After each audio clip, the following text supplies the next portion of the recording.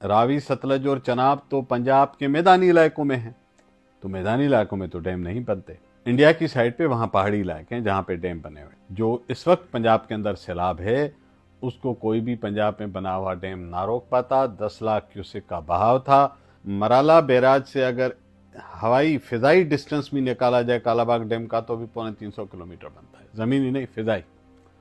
अब ऐसे लोगों से आप क्या बहस कर सकते हैं जिनको ये भी नहीं पता कि ज्योग्राफी क्या है, लोकेशन कहाँ है।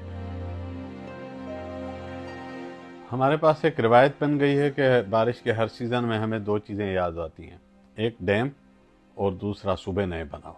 बात है कि 2022 में सैलाब आया सिंध में, बलूचिस्तान से बारिशें हुई, सिंध में बारिशें हुई, वहाँ से अर्बन फ्लडिंग हुई, वो पानी फंस गया, उसका लोकलाइज सैलाब था। लोगों ने लिखना शुरू किया कालाबाग डैम होता तो सिंध ना डूबता। तो मैंने उन्हें कहा कि जाग्राफी पढ़ लें कि पानी कहाँ से आया है। अभी भी किसी को जाग्राफी पढ़नी चाहिए। कहाँ चनाब, रावी और सतलज दरिया, कहाँ कालाबाग डैम की साइट। आज कहा जा रहा है कि चनाब पे एक आध छोटे से डैम का कहा गया था कि बनाया जाएगा चोलिस्तान के लिए। मैं आज सोच के परेशान होता हूँ कि अगर वो छोटा डैम बना होता तो 10 लाख क्यूसेक पानी आने से कहीं वो फट न चुका होता। आपने कादराबाद का बैराज बचाने के लिए ब्लास्ट करके और शगाफ डालना पड़ा आपको ताकि कादराबाद का बैराज बचे, और वो डैम कादराबाद बैरेज से नीचे प्रपोज था। तो मुझे बताइए कि आज उस डैम के होते हुए उसका पता नहीं क्या असर होता और पंजाब के गरीब लोगों पे वो डैम न जाने और कौन सी कयामत ले आता। तो ये मसले का हल नहीं है। थेन डैम है इंडिया में, जिसे रंजीत सागर डैम भी कहते हैं। उस डैम के स्पिलवेज खुलने से इतना पानी नीचे आया कि माधोपुर बैराज, जो कि पहला स्ट्रक्चर अंग्रेजों ने इस खिते में बनाया था, उसके दरवाजे उड़ गए। तो बताइए कि वहां अगर आपने छोटा सा कोई डैम खड़ा किया होता तो वो भी ऐसे ही पुरजे हो रहा होता, खुदा न खास्ता। 2023 में लिबिया में दरीना सिटी में दो बड़े डैम्स रात के वक्त फटे शदीद बारिशों के बाद। आनन फानन 11,000 लोगों की अमवात हुई। ये 2023 में हुई है।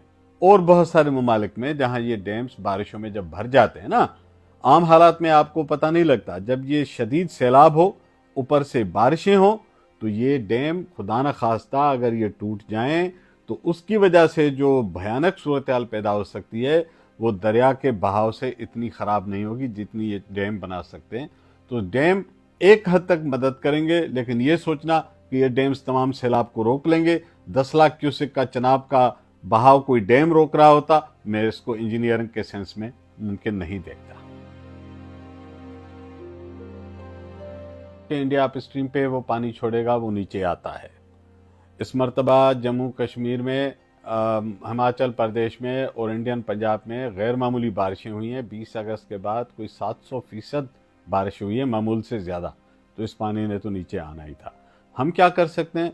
हमें दो तीन चीज़ें करनी चाहिए। एक, हमारा अर्ली वार्निंग का सिस्टम स्ट्रांग हो। आजकल इंडिया हमें इंफॉर्मेशन शायद शेयर नहीं करता या देर से करता है, लेकिन सेटेलाइट डेटा की मदद से आप यहाँ बैठ के, इसी कमरे से बैठ के देख सकते हैं कि इंडिया में कितनी बारिश किस जगह पे हो रही है। उसकी बेसिस पे अपना अर्ली वार्निंग सिस्टम को इफेक्टिव करने की ज़रूरत है। दूसरा, अभी भी जो रावी में और सतलज और चनाब में बहाव आ रहा है, वो पानी तो बहुत ज़्यादा है, लेकिन जहन में रखिए कि उनके बैरेजेस और उनके जो बहाव का जो रास्ता है उस हिसाब से वो पानी अभी भी उसी लिमिट के अंदर है।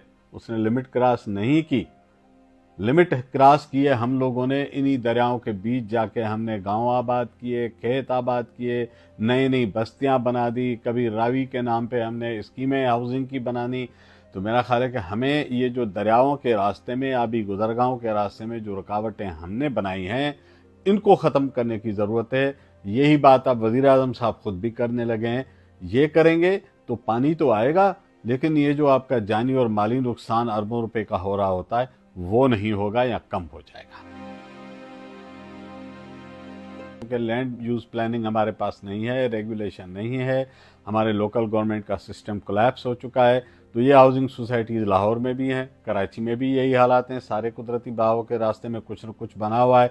हत्ता कि इस्लामाबाद, जो कि बेहतर गवर्नड शहर समझा जाता था, अभी जो नया न्यू चट्ठा बख्तावर का इलाका डूबा, E11 सेक्टर में, जो पिछले साल, इस साल भी सैलाब आया वहाँ पे, ये इसलिए आया कि जो इलीगल हाउसिंग सोसाइटीज़ हैं उनके स्ट्रक्चर्स कंप्लायंट नहीं है आपके बिल्डिंग कोड से।